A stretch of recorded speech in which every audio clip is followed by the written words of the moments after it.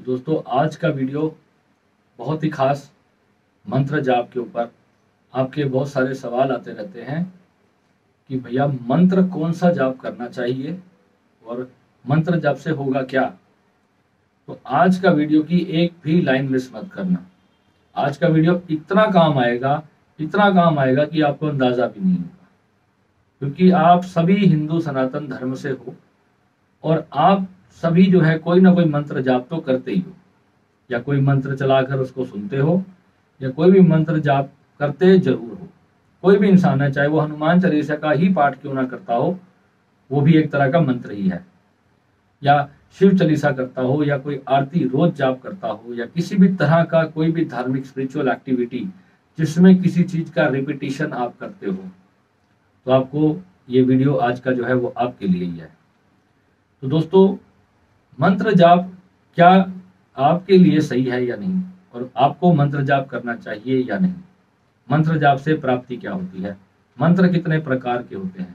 तो आपने बहुत सारे मंत्र सुने होंगे, पढ़े होंगे, शास्त्रों में देखे होंगे, और आप उनका मंत्र का जाप भी करते होंगे। तो अब समझना ये है, क्या मंत्र जाप सिर्फ जाप करना ही काफी है परमात्मा की प्राप्ति के लिए, अपने सेल्फ रियलाइजेशन के लिए, या किसी भी लक्ष्य को प्राप्त करने के लिए क्या सिर्फ मंत्र जप काफी है? और मंत्र जप से होगा क्या? जब आप कोई मंत्र जप करते हो तो आपके भीतर क्या घटना घटती है, ये कनेक्शन क्या है कि आप किसी का नाम बार बार जप करें और वो प्रसन्न हो जाए, वो देवता या वो शक्ति जो भी उस मंत्र के पीछे है, आप उसका मंत्र का जो नाम है वो बार बार जप करते हैं, तो उस देवता तक आपका मंत्र कैसे पहुंच जाता है, इसके पीछे की साइंस क्या है? तो आज इस वीडियो में मैं वो साइंस आपको बताने वाला हूँ कि वो साइंस आखिर में क्या है। अब जैसे मान लो कि आप लक्ष्मी प्राप्ति के लिए कोई मंत्र जप करते हो, तो लक्ष्मी प्राप्ति के लिए आपने मंत्र जप किया, तो देने वाले ने आपको कुछ बात कही कि इस मंत्र का जाप करो और इस मंत्र के जाप करने से ये होगा, फलाना काम होगा, और वो मंत्र जो होगा वो उसी काम से रिलेटेड होगा। तो आपने उस मंत्र का जप शुरू कर दिया, तो अब होगा क्या? उस देवता तक उसकी बात कैसे पहुंचेगी जो व्यक्ति मंत्र जाप कर रहा है? क्या जो मंत्र होते हैं वो कोई देवता का मोबाइल नंबर है जो आपने डायल किया और देवता तक पहुंच गया और उसने आपकी इच्छा पूरी कर दी? जैसे सीरियल देखते हो, टीवी सीरियल देखते हो कि उसने राक्षस ने ब्रह्मा जी को प्रसन्न करने के लिए ब्रह्मदेव आए नमः का मंत्र जाप किया, तो ब्रह्मा जी आए और उन्होंने कहा कि मांग क्या मांगता है। तो उसने जो कुंभकर्ण था उसने इंद्रासन मांग लिया, बदले में जो है उसको निंद्रासन मिल गया। तो भगवान ने कहा कि जा तू सो जा, उसके मुंह पे सरस्वती आ गई जबान पे और उसको जो है निंद्रासन मिल गया। तो आपको क्या लगता है कि ऊपर कोई ब्रह्मा जी बैठे हैं और आपका मंत्र सुन के जो प्रकट हो जाएंगे? ऐसा बिल्कुल भी नहीं है। समझना है तो असली ज्ञान को समझो कि मंत्र जप है क्या, वो आपके भीतर करता क्या है। मंत्र एक ऊर्जा प्राप्त करने का साधन है। कोई भी मंत्र है वो ऊर्जा को प्राप्त करने का साधन होता है। आज का जो वीडियो बनाने का मेरा कारण है वो ये है कि कल हमारी एक साधक ने क्वेश्चन किया था कि भैया जो मैं श्री विद्या की साधना के साथ साथ मैंने विष्णु जी की भी साधना शुरू कर दी। मेरे गुरुजी हैं जो मुझे एस्ट्रोलॉजी सिखाते हैं, और उन्होंने मुझे कहा है कि एस्ट्रोलॉजी के साथ ये मंत्र की साधना करना बहुत जरूरी है, तब जाके आप एस्ट्रोलॉजी सही सबसे सीख पाओगे। तो पहली बात तो ये आती है कि एक साथ दो साधनाएं कर नहीं सकते। हमारे शास्त्रों में प्रत्यक्ष लिखा है कि एक साधे सब सदे, सब साधे सब जाए। कोई भी नहीं आएगा, सब चले जाएंगे, सारे देवता भाग जाएंगे। और वो देवता है कौन? देवता यानी देने वाला। देने वाला होता कौन है? उसके पास ये अथॉरिटी कहां से आई कि वो आपको कुछ दे सके? किसी भी देवता के पास आपको कुछ देने की जो ताकत है वो कहां से आती है, उसको कैसे मिलती है? तो हमें समझना क्या है कि हमारे जो पौराणिक ऋषि मुनि थे, उन्होंने हर चीज की प्राप्ति के लिए अलग अलग देवताओं के चित्र बनाए, मूर्तियां बनाई, उनको अलग अलग तरह के जो उनके शस्त्र हैं उनके हाथ में पकड़ा दिए, उनको माता रानी को जैसे शेर के ऊपर बिठा दिया। तो माता रानी जब एक सत्य में अगर आप उसको देखेंगे तो क्या वो सच में किसी शेर पर बैठी हैं? ऐसा बिल्कुल भी नहीं है। ये सब सिंबॉलिक चीजें हैं। जब आप भीतर से जाकर के उसको समझोगे कि वो शेर का साइन है, वो किस लिए है, माता के हाथ में जो तलवार है, जो त्रिशूल है, जो शंख है, उस सब का अलग अलग काम है। आपकी जो कुंडलिनी शक्ति है, जो आपकी भगवती कुंडलिनी है, आपके भीतर ही विराजमान है। तो जब वो जागृत होगी तो जो जो भगवान के, जो माता रानी के हाथ में जो जो सामान दिखाया गया है ना, चाहे वो तलवार है या त्रिशूल है, शंख है, कोई भी चीज है, वीणा है, जो जो चीजें, सभी 9 शक्तियों, 9 देवियों के हाथ में जो जो चीजें आपको दिखाई गई हैं, वो सारे गुण आपके भीतर जागृत होना शुरू हो जाएंगे। और सबसे पहला गुण ही जो है शेर का गुण है, यानी टाइगर। तो टाइगर का गुण आपके भीतर आ जाएगा। टाइगर का गुण क्या है? टाइगर जो भी चीज देखता है उसको कैप्चर कर लेता है। कैप्चर यानी कि बलपूर्वक अपना जो भोजन है वो छीन लेता है, मार करके खा लेता है वो। यानी उसके अंदर इतना बल आ जाता है कि वो कोई भी चीज पाना चाहे तो उसके लिए वो चीज दुर्लभ नहीं रह जाती। ऐसे ही जितनी भी चीजें हैं सबका अलग अलग, ये बहुत लंबा विषय है, कभी इसके ऊपर भी मैं विस्तार से आपको बताऊंगा। जब भगवती आपके भीतर जागृत होती है, अब आजकल तो होममेड भगवती बनी हुई है, एक सहज योग वाली जो है वो भगवती माँ बनी हुई है, अपने आप को माँ भगवती कह दिया कि हम तो जगदम्बा की अवतार हैं, हमारा चित्र लगा के ध्यान करो और हमारे इसके बारे में जो है दुनिया को आप बताओ। अगर आप कुछ गलत बोलोगे तो आपका एक्सीडेंट हो जाएगा, आपका विनाश हो जाएगा। ऐसे ऐसे बोल करके तो अपने साधकों को डराया जाता है वहां पर कि आपने जो है माता जी के बारे में कुछ बोल दिया तो आप भस्म हो जाओगे, आपका एक्सीडेंट हो जाएगा, मौत ही हो जाएगी। तो क्या ये गुरु के लक्षण हैं जो आपको मृत्यु का भय दिखा करके, एक्सीडेंट का भय दिखा करके अपनी भक्ति कराई जा रही है? और ऐसे ऐसे जो लोग हैं इस समय हमारे इंडिया पे बहुत भारी हो चुके हैं, और इस चक्कर में जो हमारी स्पिरिचुअलिटी है, हमारे जो ज्ञान है हमारा असली, वो समाप्त होता जा रहा है। शक्ति आपके भीतर है, किसी गुरु के भीतर नहीं है। गुरु के भीतर भी वही चीज है जो आपके भीतर है। फर्क सिर्फ इतना है कि उसने जागृत कर ली है, आपकी अभी सो रही है। अब वो आपको टच करेगा तो आपकी भी जागृत हो जाएगी, आप उससे जुड़ोगे, उसके ऑरा में बैठोगे तो आपकी भी जागृत हो जाएगी। ठीक वैसे जैसे कि एक दिए से दूसरा दिया जल जाता है। तो ये प्रॉपर साइंस है। अब यहाँ पे समझने की बात ये आती है कि जब किसी गुरु की ऐसी शक्तियां जागृत हो जाती हैं तो फिर वो आपको, अपने आप को जो है वो आपका भगवान बना लेते हैं, वो अपने आप को भगवान ही घोषित कर देते हैं। कईयों ने तो नाम ही भगवान रख लिया। तो कहने का भाव सिर्फ इतना ही है दोस्तों कि ये जो शक्तियां जब प्राप्त हो जाती हैं तो मन में अहंकार डेवलप होता है। तो इसलिए जो है अहंकार को दमन करने के लिए मां महिषासुर मर्दिनी रूप की साधना की जाती है। यानी कि जब कुंडलिनी वहां से और ऊपर जाती है, जब और ऊपर शिव से उसका मिलन होता है तो अहंकार की भी समाप्ति होती है। वहां पर मां का महिषासुर मर्दिनी स्तोत्र लिखा जाता है कि अपनी भगवती, अपनी भीतर कुंडलिनी शक्ति को जब हम प्रार्थना करते हैं कि हे माँ आप मेरे भीतर जागृत हो, जब माँ, उसको हम माँ कहकर पुकारते हैं, अपनी ही स्वयं चेतना को, अपनी ही शक्ति को हम माँ रूप से पूजन करते हैं। क्योंकि माँ के रूप में जब बच्चा पुकारता है तो फिर माँ जो है वो जागृत होती है। जब उस भाव से हम उस शक्ति का पुकारते हैं तो वो हमारे भीतर जागृत होती है। तो 2 ही तो एनर्जीज हैं, एक मेल एनर्जी है और एक फीमेल एनर्जी है। तो आपको इस शक्ति को पहले समझना है। दूसरा, अब जो सिद्ध मंत्र होते हैं जो किसी सिद्ध गुरु ने आपको दिया है, उस मंत्र की महिमा क्या है, उस मंत्र की शक्ति क्या है? पहली बात तो बहुत सारे मंत्र हैं, शाबर मंत्र हैं, भूत भगाने के मंत्र हैं और ग्रहों को शांत करने के मंत्र हैं। बहुत सारे अलग अलग हर चीज का मंत्र है हमारे सनातन में। ऐसी कोई चीज नहीं है जिसके अंदर मंत्र से जिसको ठीक नहीं किया जा सकता। परंतु उसका विधान क्या है, सिर्फ मंत्र पता है हमें, उसको जाप करने का तरीका आपको बता दिया। पूर्व की दिशा में बैठ जाओ, पश्चिम की दिशा में बैठ जाओ। इस मंत्र को, भूत प्रेत का मंत्र है तो दक्षिण दिशा की तरफ मुंह करके बैठ जाओ। किसी भी अलग अलग दिशाओं में बैठ करके जो है लाल आसन बिछा लो, सफेद कपड़े पहन लो। ये सारी जो चीजें हैं ये मंत्रों के विधान होते हैं कि किस मंत्र से कैसी शक्ति आपको प्राप्त होगी, उसी तरह का वस्त्र आपको पहनना होता है और उसी तरह का जो है उस एनर्जी को भोग दिया जाता है। अब भोग एनर्जी आकर के वो भोग नहीं खाती। बहुत सारे लोग यहाँ पर बहस करेंगे, जी हमारे तो जो कैलेंडर ने भी दूध पिया था। तो ठीक है भाई, आपका पिया होगा, हमारे यहाँ तो ऐसा कोई विधान नहीं है और ना ही सनातन धर्म में ऐसा कुछ लिखा है। अब बहुत सारी ऐसी चीजें हैं, अगर आप उसको गहराई में जाके देखोगे तो वहां पर कोई ना कोई वैज्ञानिक कारण आपको उस चीज में मिल जाएगा। कोई भी शक्ति आपका भोग उठा करके खाती नहीं है। ये लोग होते हैं जो ऐसे अंधविश्वास फैलाते हैं और आपका जो है शोषण करते हैं। और मान लो अगर सच में कोई शक्ति भोजन ऐसा उठा करके भोजन खा भी लेती है, तो उस समय भी वो आपकी ही शक्ति कार्य कर रही है। वहां पर आपकी जो भक्ति की भावना है वही कार्य कर रही है, क्योंकि जो एनर्जी है वो एटम में टूट सकती है। एक एनर्जी जिससे कोई फूड बना है वो एटम में टूट सकती है और यूनिवर्स में वापस मर्ज हो सकती है, क्योंकि वो यूनिवर्स से ही उत्पन्न हुई है।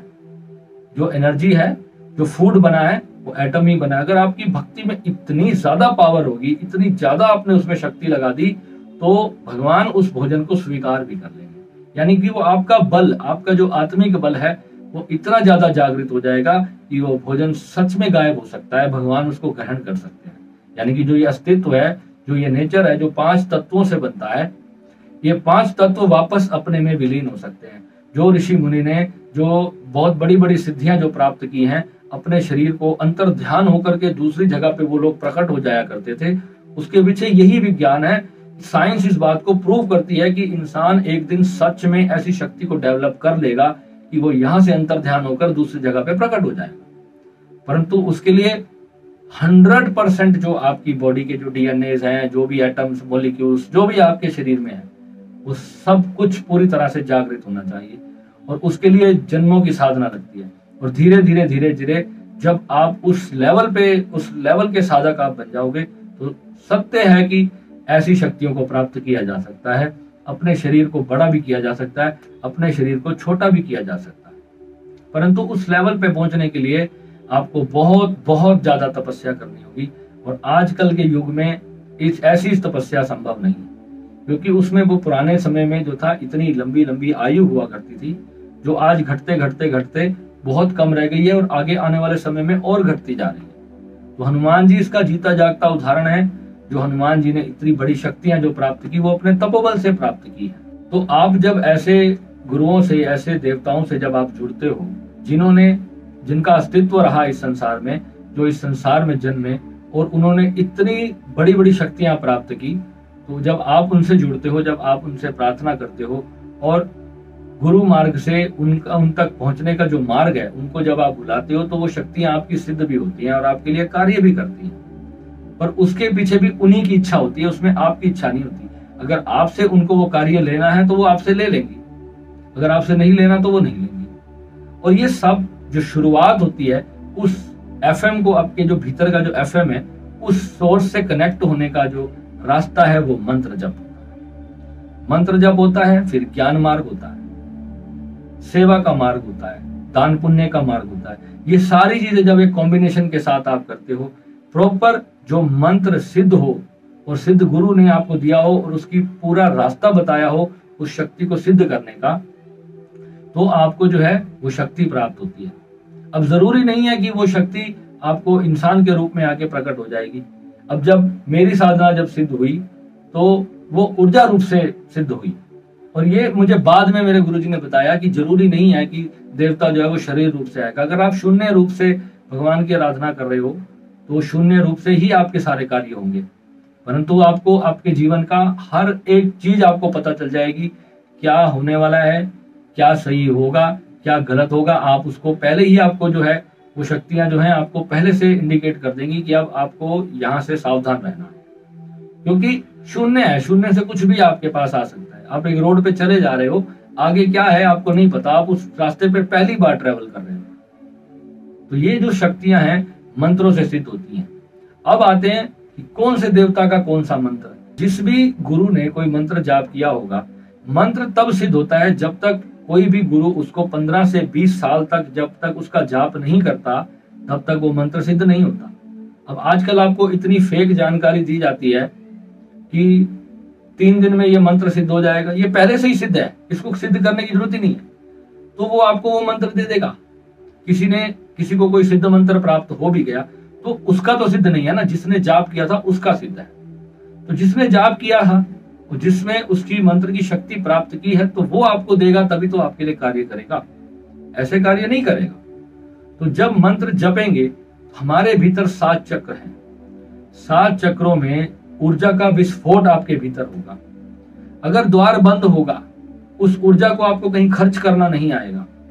खर्च करने का जो मार्ग है, आप उस ऊर्जा को खर्च कहाँ करोगे? जिस कार्य के लिए आपने मंत्र जाप किया, उस कार्य तक आपको ऊर्जा देनी अगर नहीं आई, तो वो ऊर्जा आपके भीतर इकट्ठी होती चली जाएगी। ठीक वैसे ही जैसे अगर एक छत पे पानी का पाइप अगर बंद हो, तो बरसात आएगी तो क्या होगा? पानी इकट्ठा होने लग जाएगा। जब इकट्ठा होने लग जाएगा तो वो दीवारें तोड़ देगा, बाहर आके गिरने लग जाएगा, और जब वजन बहुत ज्यादा हो जाएगा तो हो सकता है आपकी छत भी गिर जाए, आपका पाइप ही फट जाए।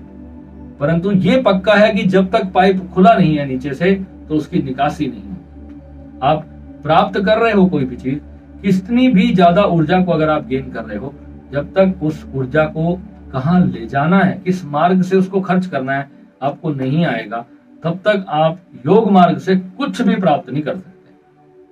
अब दूसरी बात ये आती है कि मंत्र चुने कैसे।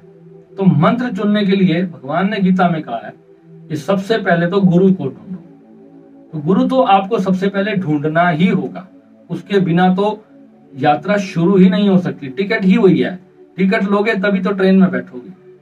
तो उससे पहले तो आपकी कोई साधना फलीभूत नहीं होगी। फिर गीता में ना जाने अब किसने चेंज किया, उसने ओम मंत्र लिख दिया। ओम एक ऐसा मंत्र है कि जिसको कोई मंत्र नहीं आता, जिसको कोई गुरु नहीं मिला, वो ओम का जाप कर ले। जिसको कोई भी मंत्र नहीं आता, वो ओम मंत्र का जाप कर ले, गीता में लिखा है। तो भगवान ने कहा है कि पहले तो ओम से पहले क्या कहा है कि गुरु की खोज कर, और नहीं तो श्वासों को अपने साध करके जो है ओम मंत्र का जाप कर। तो दोनों रास्ते बताए हैं, तो आप दोनों में से कोई भी चुन लो। आप ओम मंत्र का जाप कर लो, परंतु अनुभव तो फिर आपको खुद करना आएगा। एक गाड़ी है जिसको आप प्रॉपरली सीख रहे हो, सीख करके फिर आप ड्राइव पे जाते हो, तो एक्सीडेंट होने के चांसेस बहुत कम होंगे। हो तो फिर भी जाता है, परंतु उसमें आपकी कहीं गलती हो जाती है, तब एक्सीडेंट होगा। जब आपने चलानी अच्छे से सीख ली, फिर एक्सीडेंट नहीं होगा। और एक डायरेक्ट आप बैठ गए किसी गाड़ी में और जाओ जी अब आप चलाते चलाते सीख लो, ऐसे कोई नहीं सीख सकता। तो उसमें पहले दिन ही एक्सीडेंट होगा, और मार खाते खाते, चोट खाते खाते शायद कहीं पहुंच पाओ। मेरा अंदाजा ये है कि कोई पहुंच ही नहीं पाएगा। और इसलिए आजकल के जो यूट्यूबर, जो बाबा बैठे हैं, जो आपको कहते हैं कि 7 दिन में ये मंत्र सिद्ध हो जाएगा, 21 दिन में ये मंत्र सिद्ध हो जाएगा, तो उनसे बड़ा कोई बेवकूफ नहीं है इस धरती के ऊपर। और ना ही उन्होंने कभी कोई जाप किया है, ना ही वो लोग अपना चेहरा देते हैं। एक बाबा बैठे हैं, बहुत बड़ा ज्ञान देते हैं वो यूट्यूब पे, सारी की सारी साधनाएं ओपनली डाल दी, तंत्र मंत्र की, शाबर मंत्र की, हर तरह की साधना यूट्यूब पर डाल दी। मैंने उनको फोन करा सिर्फ उनका एक छोटा सा टेस्ट लेने के लिए। श्री विद्या, पता नहीं कौन था, विद्या आश्रम कोई उसमें बताया, कामाख्या जी का, और बैठा है वो इलाहाबाद के अंदर, वाराणसी में कहीं बैठा है। प्रयागराज बोला, मैंने जब फोन किया तो बोले प्रयागराज से मैं हूँ। तो मैंने उनको पूछा कि मैं ये साधना करना चाहता हूँ, क्या आप मुझे ये साधना करवा देंगे? तो बोले कि पहले आपको 5100 रुपए देने पड़ेंगे, उसके बाद ये साधना की विधि बताई जाएगी। मैं कहा मैं आपको 5 लाख रुपए दूंगा, सिर्फ आप फोन पर ही मेरा चेहरा देख के मेरे बारे में कुछ भी बता दो। तो कहते नहीं, उसके लिए तो 11,000 रुपए फीस है।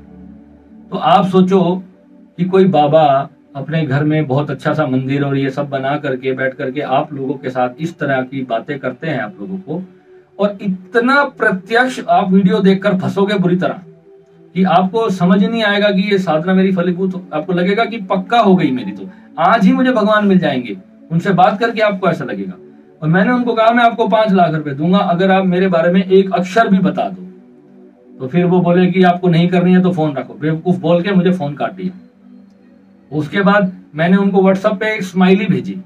मैंने कहा बाबा जी मुझे पता था आपका, मैं तो सिर्फ टेस्ट ले रहा था, और इतनी आप जो चीजें आप कर रहे हो, क्या ये आपको शोभा देती है? क्या आप हिंदू धर्म के बारे में ये सब उड़ा रहे हो अफवाहें, तो क्या ये चीजें आपको शोभा देती हैं? और जितने लोग इसमें फंसेंगे ना, वो कभी भी अपने भगवान के नाम लेते हुए डरेंगे, क्योंकि वो किसी साधु संत पे भरोसा नहीं करेंगे।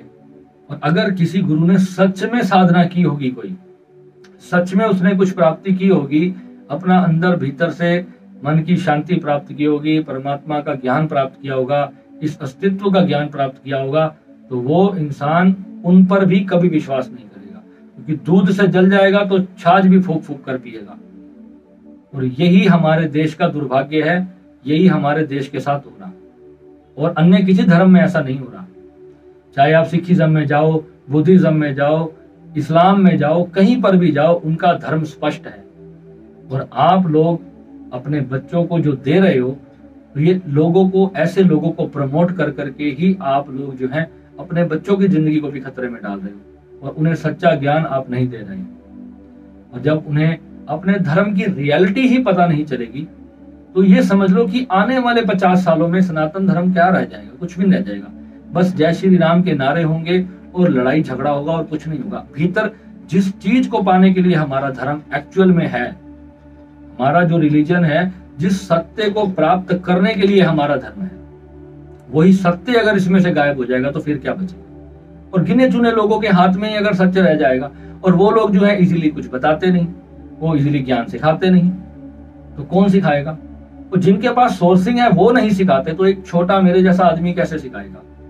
जो गृहस्थी है, जिसने अपने परिवार को भी देखना है और सारा काम भी चलाना है और आपको भी संभालना है।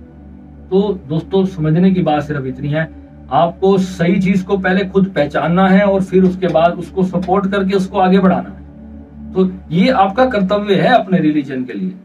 और जब आप ऐसा नहीं करोगे तो ज्ञान आगे नहीं पहुंचेगा। और कोई भी मंत्र है, ऐसे ही मत जाप करने लग जाओ। जब तक उसकी पूरी विद्या नहीं सीखोगे, तब तक जो है विनाशकारी साबित होगी। जो चीज कल्याणकारी है वही विनाशकारी साबित होगी। तब तक आप अपने मंदिर जाओ, भगवान का सिमरन करो, जो भी आप जो है भगवान का जो भी सेवा करते हो, पूजन करते हो, वो सारी चीजें करो।